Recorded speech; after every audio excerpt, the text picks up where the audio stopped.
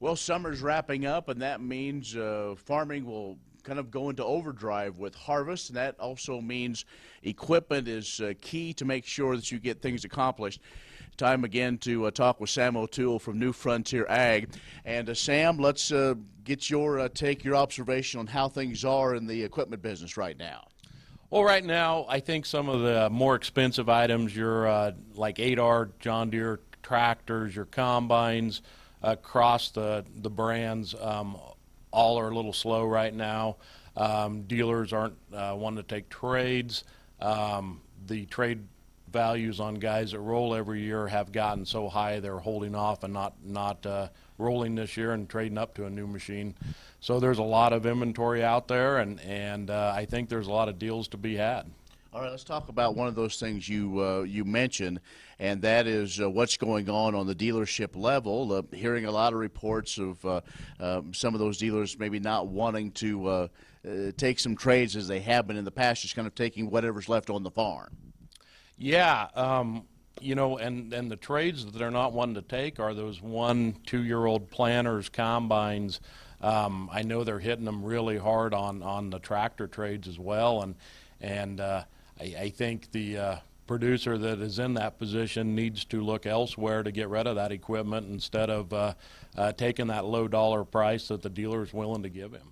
Well, let's talk about New Frontier Ag, and that's with your vast network of folks, not only dealers but farmers all throughout the Corn Belt that you have contacts, and in some of the things that you deal with, and maybe those that others don't want, you can try to find owners or those that can use that on their operations. We've really switched gears on how we handle that, and we became pretty aggressive on trying to help these customers that have that 1- and 2-year-old equipment. We've been very successful. We'll come out, or they can send descriptions and pictures and everything. We get it advertised. It's advertised on Tractor House, on our website, numerous print ads, and we have different programs depending on how expensive the equipment is, how the customer wants to handle it. We do buy some used equipment as well. But I think that type of program is going to just get more popular as this equipment gets more expensive.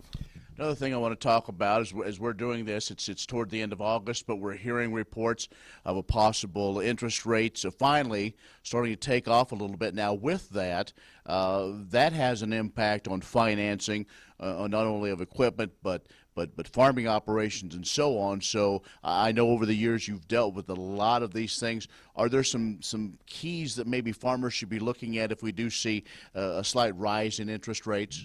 Well, this month, that most of the financial institutions we work with actually lowered their rates, came out with some programs that you can get some 5-year financing for 3.5%. You know, I just read today that I think those rates are going to hold through September, and they may jump up in October. I think guys really need to look at some leasing programs, some simple interest leasing that's still legal for tax purposes, but yet puts you in the driver's seat on when you need to get rid of it, when you can get rid of it, without any hefty fees on the end. All right, Sam, again, if folks want to talk more about what you have, what you are looking for and can find, how are some of the best ways to get a hold of you? Well, they can call me on the phone at 308-340-8989, or email me at samotoole@newfrontierag.com, or just jump on our website at newfrontierag.com. All right, Sam O'Toole, New Frontier Ag, has joined us. We've been talking about a lot of different options looking into the fall.